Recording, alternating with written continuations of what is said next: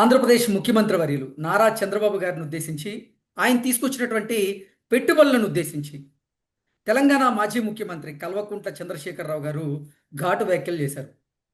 చంద్రబాబు గారు హోటల్లో పనిచేసేటువంటి మనుషులతో అలాగే వంట చేసే వారితో ఎంఓఏలు కుదుర్చుకున్నారంటూ చంద్రశేఖరరావు గారు చేసినటువంటి వ్యాఖ్యలు తీవ్ర దుమారాన్ని రేపుతున్న నేపథ్యంలో వీటి మీద మనం పూర్తి స్థాయిలో విశ్లేషణ చేసుకుందాం. ప్రస్తుతం మనతో పాటున్నారు తెలుగుదేశం పార్టీ రాష్ట్ర అధికార ప్రతినిధి సూర్యదేవర్ లత గారు. లత గారితో మాట్లాడదాం. లత గారు నమస్తే అండి. నమస్తే. లత గారు, నిన్న కల్వకుంట్ల చంద్రశేఖరరావు గారు చాలా రోజుల తర్వాత బయటకు వచ్చారు. బయటకు వచ్చి తెలంగాణలో ఇప్పుడు రాష్ట్ర ప్రభుత్వ విధి విధానాల మీద ఆయన మాట్లాడుతూనే పదే పదే చంద్రబాబు గారిని టార్గెట్గా చేసుకుని చంద్రబాబు గారి మీద కొన్ని వ్యాఖ్యలు అయితే చేయడం జరిగింది. ఆ వ్యాఖ్యలు ఇప్పుడు తీవ్ర దుమారాన్ని రేపుతూ ఉన్నాయి.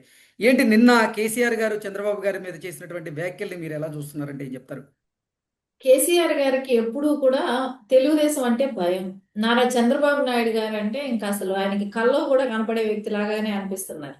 అంటే ఆయనకి ఎంత అదే అంటారు కదా, ఆయనకున్న అలవాట్లలో అలాంటి అలవాట్లు ఉన్నా కూడా అప్పటికి కూడా నారా చంద్రబాబు నాయుడు గారే కల్లోకి వస్తున్నట్టు, ఆయన ఉలిక్కి పడుతున్నట్టే కనపడుతుంది. అసలు ఇప్పుడు సందర్భం అది కాదు. నారా చంద్రబాబు నాయుడు గారి గురించి విమర్శించే ఇది అక్కడ లేదు. ఆయన ప్రెస్ మీట్ పెట్టినా మాట్లాడాల్సి వచ్చినా ఇప్పుడు కాంగ్రెస్ అధికారంలో ఉంది. కాంగ్రెస్ వాళ్ళ ప్రభుత్వంలో ఉన్న ఏవైతే చెప్పారో, ఏవైతే వాళ్ళ ఎలక్షన్ అప్పుడు వాళ్ళు చెప్పి అవి చేయలేదు కాబట్టి చేయని వాటి గురించి మాట్లాడాల్సిన అవసరం ఇప్పుడు ఉంది. కానీ దాని గురించి ఎక్కడ ప్రస్తావన కన్నా కూడా ఆయన ఎక్కువ భాగం నారా చంద్రబాబు నాయుడు గారి గురించే మాట్లాడుతున్నారు అని అంటే ఆ అంటే తెలుగుదేశం చూసి ఇంకా భయపడుతున్నట్టే కనపడుతున్నారు కదా. అంటే ఓకే. నేను అన్ని ఎంతమంది అధ్యక్షులు పెట్టినా నేను తీసేసుకుంటున్నాను, అధ్యక్షులు లాగేసుకుంటున్నాను, క్యాడర్ అంటే ఎమ్మెల్యేలుగా గెలిచిన వాళ్ళని తీసుకున్నాను. సో ప్రతి ఒక్కళ్ళ నాయకుల్ని, చిన్న నాయకులు అందరినీ తీసేసుకుంటున్నా కూడా అది ఇండివిజువల్ గా కూడా నిలబడిపోతున్నారు. ప్రజల్లో ఓట్లు వేసే వాళ్ళు కూడా ఉన్నారు దాని మీద. అంటే ఈ రోజుకైనా నారా చంద్రబాబు నాయుడు గారి మీద ఉన్న అభిమానంతో కానివ్వండి, ఎన్టీఆర్ గారి మీద ఉన్న అభిమానమే కానివ్వండి, టీడీపీ అనేది అంటే ఇప్పుడు ఖమ్మంలో వచ్చిన పంచాయతీ ఎలక్షన్స్ వార్డు మెంబర్లుగా చాలా మంది గెలిచారు. ఆ పంచాయతీలు కైవసం చేసుకున్నాం. కరీంనగర్ లాంటి ప్లేసుల్లో కూడా గెలవటం కానివ్వండి, ఇవన్నీ చూస్తే జీర్ణించుకోలేని పరిస్థితి వచ్చింది ఆయనకి. ఓకే. అరే ఇది ఏంటి చాప కింద లాగా ఈ రకంగా ప్రపంచం లాగా అనిపిస్తుంది. అసలు అధ్యక్షుడు లేకుండా ఉన్న పరిస్థితుల్లో కూడా ఆ స్వచ్ఛందంగా మేము తెలుగుదేశం అని చెప్పి వాళ్ళ ప్రజల్లోకి వెళ్ళి ఓట్ బ్యాంక్ వాళ్ళకు ఉంది అనేది నిరూపించుకుంటున్నారు కదా అనే ఆలోచనతో ఆయన నిద్ర పట్టట్లేదు అనేది అనిపిస్తుంది ఇక్కడ. సరే ఆయన మాట్లాడింది ఏంటంటే బిజినెస్ సమిట్ పెట్టారు, దానిలో వైజాగ్ లో పెట్టుకున్నారు. ఇన్ని వేల కోట్లు వచ్చాయి, అన్ని వేల కోట్లు వచ్చాయి అని నారా చంద్రబాబు నాయుడు గారు చెప్పారు. అక్కడ ఏమీ రాలేదు వంట వాళ్ళు అని చెప్పి చెప్తున్నాడు. అది కొంచెం ఆయన ఆలోచించుకోవాల్సింది. అంటే ఆయన టైం నుంచి నిద్రపోయి ఈ రోజు లేచాడేమో తెలియట్లేదు. జగన్మోహన్ రెడ్డి గారు హయాంలో జరిగిన బిజినెస్ సమిట్ ని తీసుకొని ఈ రోజున నారా చంద్రబాబు నాయుడు గారి హయాంలో జరిగినాయని చెప్పి చెప్తున్నారు. గతంలో నా జగన్మోహన్ రెడ్డి గారి హయాంలో జరిగినవన్నీ కూడా నారా చంద్రబాబు నాయుడు గారికి ఆపాదించడం కానివ్వండి. అప్పుడు మేము అందరం కూడా మాట్లాడాము. నూడిల్స్ బండ్లాళ్ళు వచ్చారు, ఫిష్ మార్కెట్, ఫిష్ చేపలు అమ్ముకునే వాళ్ళ కాడ నుంచి బజ్జీల బండ్లు కానీ ఇట్లాంటివి చిన్న చిన్న బండ్లు వాళ్ళు వచ్చారు అక్కడికి. హోటల్స్ లో పనిచేసే వాళ్ళు వీళ్ళు బిజినెస్ సమిట్ అని చెప్పి ఫొటోస్ తో సహా ఆధారాలతో సహా చూపెట్టడం జరిగింది.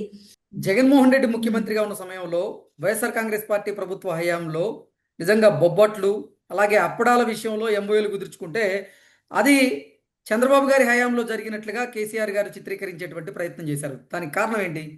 అంటే ఇక్కడ జగన్మోహన్ రెడ్డి గారు ఆయన శిష్యుడు, కేసీఆర్ ఓకే. గారి శిష్యుడు. సో దాని మూలాన ఆయనని అక్కడ ఏంటంటే నారా చంద్రబాబు నాయుడు గారిని ఏపీలో కించపరచాలి ఒకటి, ఇంకొకటి ఏంటంటే ఆ తెలంగాణలో ప్రాంతీయ విద్వేషాలు రెచ్చగొట్టాలి ఒకటి. ఎందుకంటే ఇప్పుడు మళ్ళా తెలుగుదేశం మళ్ళా పుంజుకుంటుందేమో అనే ఒక భయం అనేది స్టార్ట్ అయిపోయింది. సో నేనే వస్తాను, నేనే ప్రజల్లోకి వెళ్తాను అనే మాటలు ఈ రోజున మాట్లాడుతున్నారు. అంటే నువ్వు రావాల్సిన అవసరం ఉంది, రావాలి, నిన్ను రమ్మనే పిలుస్తున్నారు, నిన్ను రమ్మంటున్నారు, అసెంబ్లీకి రమ్మంటున్నారు, ప్రజల గురించి పోరాడమంటున్నారు. నువ్వు ఆపోజిషన్ లీడర్ గా నువ్వు ఉన్నావు, నువ్వు రావాలి. నిన్ను రమ్మని పిలిస్తేనే 2 ఏళ్లు పట్టింది ఈ నిద్ర లేవటానికి. 2 ఏళ్లు పట్టుతుందా? అపోజిషన్ పార్టీలో ఉన్న వ్యక్తి ప్రజా సమస్యల మీద పోరాడటానికి 2 years కంప్లీట్ గా అయిపోయిన తర్వాత ఈ రోజు వచ్చి ప్రజల గురించి మాట్లాడుతున్నానంటే ప్రజలు అసహించుకుంటున్నారు. అసలు ఒక లీడర్గా నేను ఏదైనా మాట్లాడితే, ఎంతైనా సేపైనా మాట్లాడితే నేను తెలంగాణ తెచ్చానంటే నీ ఒక్కడి వల్ల రాలేదు తెలంగాణ. అన్ని పార్టీల ఆమోదంతోనే వచ్చింది. అంతేగాని నేను నిరాహార దీక్ష తీస్తే ఈయన నిరాహార దీక్ష తీస్తే వచ్చేసింది ఏం కాదు కదా. అన్ని రకాల వాళ్ళు ఉద్యమంలో పాల్గొంటే వచ్చినది తెలంగాణ. తెలంగాణ నా మూలానే వచ్చింది, నేనే తెలంగాణ జాతిపితని అని అంటాడు. అలాంటి జాతిపిత, తెలంగాణ జాతిపిత అని అన్న వ్యక్తి బిఆర్ఎస్ పార్టీ అని ఎందుకు పెట్టుకున్నావు? టిఆర్ఎస్ అన్న దాన్ని ఎందుకు తీసేసావు?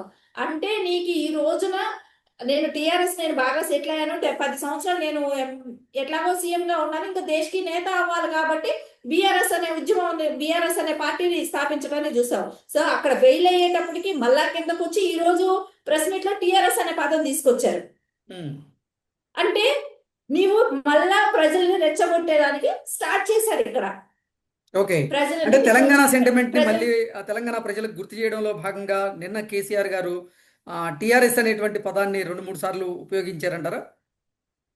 ఖచ్చితంగా అదే జరుగుతుంది ఇప్పుడు మళ్ళా. అంటే బిఆర్ఎస్ అనే మాట తీసుకుని ప్రజల్లోకి వెళ్ళి రెచ్చగొట్టలేడు ప్రాంతీయంగా. ఉమ్, ప్రాంతీయ ఏంటి, ఆంధ్ర వాళ్ళు వచ్చేసారు, దోచేసుకుంటున్నారు, ఇంక ఇదే కదా ఆయన నిద్ర లేచిన దగ్గర నుంచి మాట్లాడే జపం. అధికారం లేకపోతే మాట్లాడే మాట అదే. అధికారంలో ఉన్నప్పుడు మాట్లాడు, అధికారంలో ఉన్నప్పుడు వాళ్ళకే కాంట్రాక్ట్లు ఇస్తాడు, వాళ్ళకే వర్కులు ఇస్తాడు, అన్ని వాళ్ళకే చేస్తాడు. అధికారం కోల్పోయిన తర్వాతే గుర్తు వస్తుంది ఆయనకి ఇవన్నీ.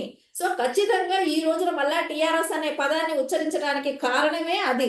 రేపు పొద్దున మళ్ళా ఇలాంటి విధ్వంసాలు రెచ్చగొట్టి ప్రజల్లో ఇంకా అంటే తెలంగాణలో ఏమైనా అలాంటివి ఉంటాయేమో అని కలగంటున్నారు. అంటే ఆ తెలంగాణ వచ్చే వరకు ఒకటి, వచ్చిన తర్వాత ఒకటి ఉంటుంది. సో అన్ని పార్టీలు మద్దతు ఇస్తే తెలంగాణ వచ్చింది. కానీ ప్రజలు ఇప్పుడు ఉన్న పరిస్థితికి అలా మోసపోవటానికి ఎవరు రెడీగా లేరు. తెలంగాణ ప్రజలు ఏమీ మోసపోవడానికి ఎవరు అమాయకులుగా ఏమీ ఉండరండి. అంటే ఏదైతే మనం తెలంగాణ కావాలనుకున్నామో అది సిద్ధించిన తర్వాత అవసరం ఏంటి? అభివృద్ధి కావాలి. నువ్వు అభివృద్ధి చేయలేదు. అది కూడా చాలా విచిత్రమైన మాటలు కూడా మాట్లాడాడు. అంటే నారా చంద్రబాబు నాయుడు గారు ఉమ్మడి స్టేట్ లో సీఎం గా ఉన్న తర్వాత, నారా చంద్రబాబు నాయుడు గారి తర్వాత ఇంకో 10 ఏళ్ళు కాంగ్రెస్ అధికారంలో ఉంది. దాని తర్వాత కేసీఆర్ గారు అధికారంలో ఉన్నారు. ఇప్పుడు రేవంత్ రెడ్డి గారు వచ్చి 2 ఇయర్స్ అయిపోయింది. 22 సంవత్సరాల క్రితం నారా చంద్రబాబు నాయుడు గారు సీఎం గా ఉన్నప్పుడు మాటలు చెప్తున్నారంటే ఆయన గురించి 22 సంవత్సరాల క్రితం మాటలు ఇప్పుడు మాట్లాడుతున్నారు. అంటే ఈ 22 సంవత్సరాలుగా నువ్వు చేసిందేంటి? ఈ 22 సంవత్సరాలు నువ్వు చేసిందేంటి? ఏం చేసావు? అంటే నువ్వు కాంగ్రెస్ తో నువ్వు పొత్తులు పెట్టుకున్నప్పుడు లేదా? వాళ్ళ దగ్గర నువ్వు తిరిగినప్పుడు లేదా? ఇంకొక మాట కూడా అంటున్నారు, బీజేపీలో ఎన్ఆర్ఐ ఎన్డీఏలో ఉన్నారు కాబట్టి నారా చంద్రబాబు నాయుడు గారు ఆయన చెప్పిందే జరుగుతుంది అక్కడ అని అన్నారు. ఎన్డీఏలో ఇప్పుడే ఈ మధ్యగా 5 సంవత్సరాలు ఎన్డీఏలో ఏం కదా, బీజేపీతో మేము పొత్తులో లేం కదా 5 సంవత్సరాలు. నువ్వు సీఎం గా ఉన్నావు కదా, ఆ రోజున ఏం చేసావు? అంటే చెప్పేవాడు నువ్వు చెప్తుంటే అందరూ చెవుల్లో కాలీఫ్లవర్లు పెట్టుకొని వింటున్నారు అనుకుంటున్నావా? నువ్వు మాట్లాడే ప్రతి మాటలో కూడా అందరికీ అర్థం అవ్వట్లేదా? అదే జగన్మోహన్ రెడ్డికి నీకు నీళ్లు నిధులు నియామకాలు ఇవన్నీ కావాల్సి వచ్చినప్పుడు జగన్మోహన్ రెడ్డి గారిని ఇంటికి పిలుచుకొని విందులు వినోదాలు ఇవన్నీ ఏమే అలా ఎలా అప్పుడు బాగున్నారు కదా, అప్పుడు ఎందుకు ఇవన్నీ సార్ట్అవుట్ చేసుకోలేకపోయారు? అంటే ఇవి ఎప్పుడైతే ఆయనకి గుర్తొస్తాయో, ఎప్పుడైతే ఇలాంటి విధ్వంసాలు రెచ్చగొట్టాలి, ప్రాంతీయవాదాన్ని రెచ్చగొట్టాలి అని అనుకున్నప్పుడు ఇలాంటి మాటలన్నీ మాట్లాడతారు. అప్పుడు చంద్రబాబు నాయుడు గారిని తీసుకొని బయట తీసుకొచ్చి ఆయన మీద మాట్లాడటం స్టార్ట్ చేస్తాడు. కానీ ఇప్పటికైనా ఆయనకి ప్రత్యర్థిగా అనుకునేది అంటే తెలంగాణలో రేవంత్ రెడ్డి అధికారంలో ఉన్నట్టు ఆయనకు అనిపించట్లేదు. తెలుగుదేశం పార్టీ నారా చంద్రబాబు నాయుడు గారు సీఎం గా ఉన్నారని అనుకుంటున్నట్టున్నారు. ఇంకా ఆయనకి ఇంకా తెలియట్లేదు. సరే 6 నెలలకు ఒకసారి నిద్ర లేస్తాడు కాబట్టి 6 నెలలకు ఒక రోజు లేస్తాడు, మాట్లాడతాడు, మళ్ళీ ఇంటికి వెళ్ళి పడుకుంటాడు. మళ్ళీ ఇంకో 6 నెలల తర్వాత నిద్ర లేసినాక ఏం మాట్లాడతాడు అనేది అప్పుడు మళ్ళీ డిస్కషన్ పెట్టుకోవాలి. సో నేనే వస్తాను అంటున్నాడు. ఎంతవరకు వచ్చి తిరుగుతాడు? ఎంతవరకు ప్రజా సమస్యల మీద పోరాడతారు? ఈ రోజున ఏదైతే కాంగ్రెస్ ఇచ్చిన హామీలు నెరవేర్చినప్పుడు దాని గురించి అడగాల్సిన బాధ్యత ఉన్న వ్యక్తి కేసీఆర్ గారు. సో దాని గురించి ఎక్కడ అడుగుతున్నాం? ఇన్ని రోజులు ఆయన ఎక్కడైనా బయట మాట్లాడారా? ఎందుకు మాట్లాడలేదు? అంటే భయమా? ఆయనకి ఒకటే భయం, వాళ్ళు దాచుకున్నది ఇవన్నీ భయపడి సో కాంగ్రెస్ నిలదీయలేకపోతున్నారు, బీజేపీ నిలదీయలేకపోతున్నారు అక్కడ. సో బీజేపీ సెంటర్ లో ఉంది, ఏమైనా నోరు తెరిస్తే ఏమవుతుందని భయపడుతున్నారు. సో కాంగ్రెస్ తో ఏమైనా మాట్లాడితే ఎందుకంటే ఫోన్ ట్యాపింగ్ దగ్గర నుంచి కాళేశ్వరం దగ్గర నుంచి ప్రతి దాంట్లో ప్రతి ప్రాజెక్ట్ లోనూ వాళ్ళు తిన్న కక్కుర్తి సొమ్ములన్నీ దాచుకొని ఉన్నారు కదా, అవన్నీ బయట వస్తాయి. లిక్కర్ స్కామ్ కానీ ఇవన్నీ బయట వస్తాయి కదా. సో అందుకని వాళ్ళు ఏమీ మాట్లాడకుండా ఓన్లీ ప్రెస్ మీట్ పెట్టామా, నారా చంద్రబాబు నాయుడు గారి గురించి మాట్లాడామా, ప్రాంతీయ విధ్వంసాలు రెచ్చగొట్టామా, మళ్ళా నేను సీఎం అవుతానేమో అని కలగంటున్నారు. So okay. అలాంటి స్కెచ్ తో ఆయన ముందుకు వెళ్తున్నారు. ఓకే. లత గారు, ఆంధ్రప్రదేశ్లో కూటమి ప్రభుత్వం కొలువుదీరి అక్షరాల 18 నెలలు పూర్తయింది. ఈ 18 నెలల కాల వ్యవధిలోనే ఆంధ్రప్రదేశ్ రాష్ట్రానికి నిజంగా 18 లక్షల కోట్ల రూపాయల పెట్టుబడులు అయితే రావడం జరిగింది.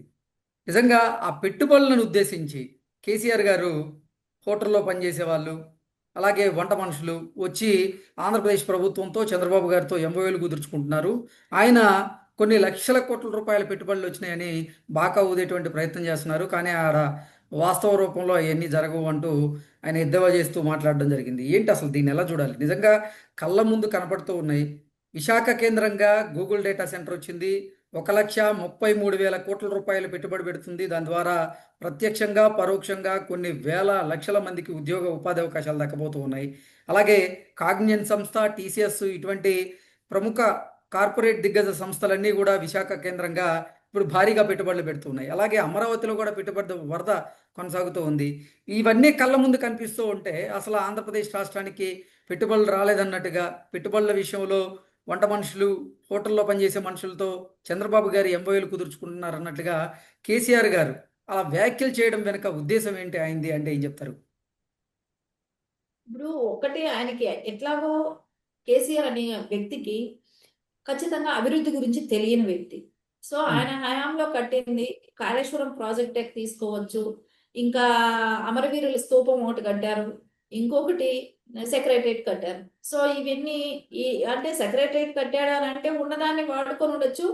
సో ఖచ్చితంగా దాన్ని ఇంకొద్ది రోజులు వాడుకొని ఉండొచ్చు. దాన్ని ఇది చేయటం కానివ్వండి, దాని తర్వాత ఒకటి పడగొట్టేసేసి ఇంకోటి కట్టాలనే ఉద్దేశంతో కట్టుకోవటం కానివ్వండి. ఇంకా అమరవీరుల స్తూపం ఎందుకు కట్టాడు అని అంటే అది కూడా అంటే కొన్ని ఎలక్షన్స్ వస్తున్నాయి. ఎలక్షన్ బిఫోర్ అంటే 10 సంవత్సరాలు ఎప్పుడైతే స్టార్టింగ్ లో కట్టాల్సిన దాన్ని ఒక 8 ఏళ్ళు ఆయన అధికారం అనుభవించిన 9 ఏళ్ల తర్వాత స్టార్ట్ చేస్తే మళ్ళీ ఎలక్షన్ వస్తుంది కాబట్టి అని కట్టాడు. ఇంకా కాళేశ్వరం ఏమంటే 1,00,000 కోట్లు పైగా పెట్టి కట్టింది ఏంటంటే వాళ్ళ ఏదైతే అనుకున్నారో తెలంగాణలో అంటే ఎలక్షన్ బిఫోర్ నుంచి మేము మొత్తుకుంటూనే ఉన్నాం, ఎప్పుడు చెప్తూనే ఉన్నాం, కట్టేటప్పుడు కూడా చెప్తున్న ప్రాజెక్ట్ అది పనికిరాని ప్రాజెక్టు, దాని మూలాన కష్టాలే కానివ్వండి, దాని మూలాన అంటే దాని మీద ఖర్చులు అవుతాయని చెప్పారు, దాని మెయింటెనెన్స్ కూడా భారం అవుతుందని చెప్పారు. అవన్నీ పట్టించుకోలేదు, కట్టారు, చేశారు. అంటే అధికారం కోసం దానిలో కకృతికి తినటం కోసం వేల కోట్లు దోచుకుని తిన్నారు. సో దానికోసం వాళ్ళ ఖజానాలు నింపుకోవటం కోసం కట్టిన కాళేశ్వరం ప్రాజెక్ట్ అది. సరే, ఇంతకు మించి ఆయన చేసింది ఏంటి? అదే చెప్తున్నా. ఇప్పుడు ఇది ఆల్రెడీ నిజాం కాలం నుంచి డెవలప్ అయిన మహానగరం అని చెప్తున్నావు కదా, నువ్వు ఈ రోజున ఆంధ్రప్రదేశ్కి వెళ్ళి చూడు, పరిపాలన ఏ విధంగా ఉంది. ఇది తెలంగాణ తీసుకునేటప్పుడు మిగులు బడ్జెట్ లో ఉన్న రాష్ట్రం, కానీ ఆంధ్రప్రదేశ్ తీసుకునేటప్పుడు అప్పులతో ఉన్న రాష్ట్రం. సో ఈ రోజున వచ్చిన తర్వాత కూడా నారా చంద్రబాబు నాయుడు గారు ఏదైతే హామీలు ఇచ్చారో, ప్రజలకు ఇచ్చిన హామీలు అవి నెరవేర్చుకుంటూ అభివృద్ధి చేస్తున్నారు. అది చూసి నేర్చుకో. నీకు నేర్చుకున్నటానికి అంటే ఒకళ్ళు బాగా చేస్తున్నది జీర్ణించుకోలేని పరిస్థితి. అక్కడ ఎట్టాగో ఆయన శిష్యుడైన జగన్మోహన్ రెడ్డికి ఇంకా అధికారం కళ్ళగా ఉంది, ఇక్కడ నా పరిస్థితి దారుణంగా ఉంది.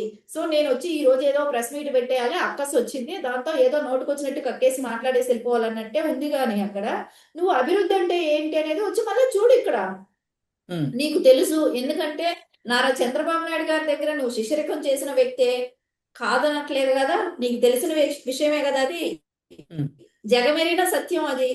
సో అలాంటప్పుడు నీకు ఆయన ఎంత హార్డ్ వర్కరు, ఎంత పని చేస్తారు, ఏం చేస్తారు. సో ఏదైనా చూడ, ఒక వర్క్ చేసినప్పుడు అది కనపడుతుంది కళ్ళకి, అది అందరికి ప్రజలకు కనపడుతుంది. నీకు కనపడటం లేదనంటే ఇంకా నీకు ఇంకేమైనా చెప్పాలంటే ఒక మైండ్ లో ఉంటారు కదా, అది ఇంకా దిగలేదు.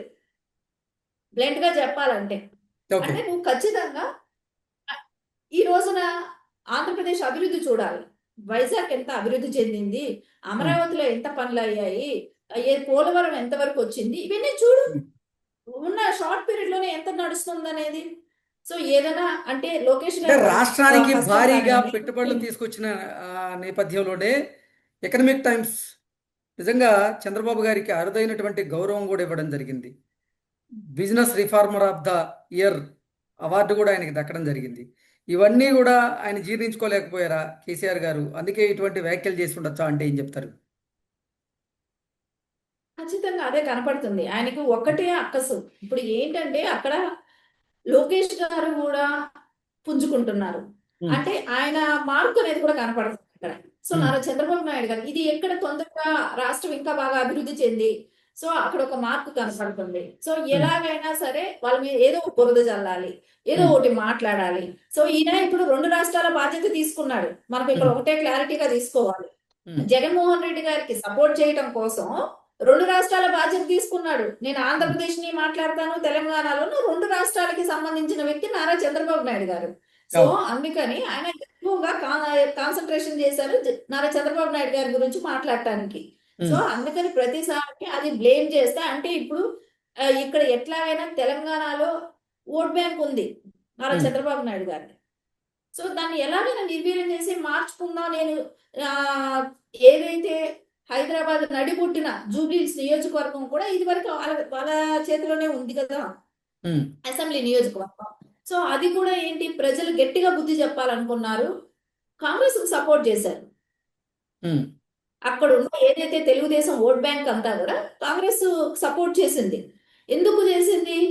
నువ్వు ఏదైతే ఎన్టీఆర్ గారి నందమూరి తారక రామారావు గారి విగ్రహం తీసేయాలని చేశావో కుట్ర, ఆ నియోజకవర్గంలో ఎన్టీఆర్ గారి విగ్రహాలు ఉండకూడదని గోపీనాథ్ గారు, మాగంటి గోపీనాథ్ గారు ఆయన ఆ విగ్రహాలు తొలగించడానికి ప్రయత్నించారు. చేస్తే ఆ రోజున తెలుగుదేశం క్యాడర్ గొడవలు పడి కోర్టులు పోలీస్ స్టేషన్లకు వెళ్ళి కేసులు పెట్టించుకున్నారు, వాళ్ళని బాధ పెట్టారు. అంటే ఎన్టీఆర్ కూడా ప్రాంతీయవాదానికి తీసుకున్నారు. ఆయన కూడా ఒక రాష్ట్రానికి సంబంధించిన వ్యక్తి, ఆయన విగ్రహాలు ఉండకూడదు ఉమ్. అని మాట్లాడటం మొదలు పెట్టారు. అని అంటే ప్రజలందరూ ఆలోచించట్లేదా? అదే రేవంత్ రెడ్డి గారు వచ్చి ఏం చెప్పారు? ఎన్టీఆర్ విగ్రహం పెడతానన్నారు. ఉమ్, అన్నప్పుడు ప్రజలు ఆటోమేటిక్ ఏమవుతుంది?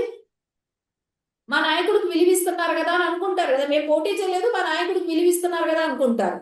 ఉమ్. సో అది అక్కడ చేంజ్ కనపడింది కదా. సో నీకు ఒక నియోజకవర్గంలో ఈ రోజున కనపడ్డది, రేపు పొద్దున మొత్తం హైదరాబాద్ మొత్తం అదే దీనిలో ఉంటది. ఈ రోజున ఖమ్మంలో చూశారు, నాయకుడే లేరు. ఉమ్, కానీ అక్కడ ఎలా తెలుగుదేశం ఓట్ బ్యాంక్ ఎలా ఉంది, ఒక ప్రపంచం లాగానే కొన్ని చోట్ల అసలు అన్ని పార్టీలకి వచ్చిన ఓట్ బ్యాంక్ ఒకే ఒక తెలుగుదేశం పార్టీకి రావటం కూడా చూసాం ఒక పంచాయతీల్లో. అంటే తెలుగుదేశంని మనం ఎలాగో దాన్ని ఎట్లా నిర్మూలించాలి, ఆ పార్టీ ఉండకూడదని అనుకునే కొద్దికి అది ఎక్కడో వేర్లు పుట్టుకొస్తూనే ఉంది చిగుర్లు అన్న విధంగా మళ్ళా స్టార్ట్ చేశాడు ప్రాంతీయవాదం అనేది. అంటే ఖమ్మం జిల్లాలో వాళ్ళు తెలంగాణ ప్రజలు కాదా? ఉమ్, కరీంనగర్ లో ఉన్న వాళ్ళు తెలంగాణ ప్రజలు కాదా? అసలు నువ్వెక్కడి నుంచి వచ్చావు? ఉమ్, నీ కోడలు ఎక్కడి నుంచి వచ్చింది? సో నీ కోడలు ఆంధ్ర వ్యక్తి కాదా? నీ మనవడి బ్లడ్ ఎక్కడ? నీ మనవడు ఏ రాష్ట్రానికి సంబంధించిన వ్యక్తి? వాళ్ళ తల్లి ఏమో ఆంధ్ర, తండ్రి ఏమో తెలంగాణ మీరు చెప్పుకుంటున్నారు. మీరు యాక్చువల్లీ మహారాష్ట్ర నుంచి వలసవాదులనేగా చెప్తున్నారు. ఉమ్, అంటే ఇక్కడ ఎలా ఉందంటే ఆయన అవసరం కోసం ఎంతకైనా తెగిస్తారు. రాష్ట్రాల్లో ఎంతమందైనా కొట్టుకొని చచ్చుకోనివ్వండి, ఏదైనా అవనివ్వండి, ఏ ఆస్తి ధ్వంసం అని తగలబడుకోనివ్వండి, రావణ కాష్టం అవనివ్వండి, అవసరం లేదు. ఆయనకు కావాల్సింది తెలంగాణ వాదం అని చెప్పుకుంటూ శవాల మీద రాజకీయం చేస్తారు. ఓకే. అంటారు ఓకే. కదా, శవాల మీద పేలాలు ఏర్పుతారనేది ఎగ్జాక్ట్లీగా కేసీఆర్ గారికే వర్తిస్తుంది. ఓకే లత గారు, థ్యాంక్ యూ సో మచ్ అండి. Thank you.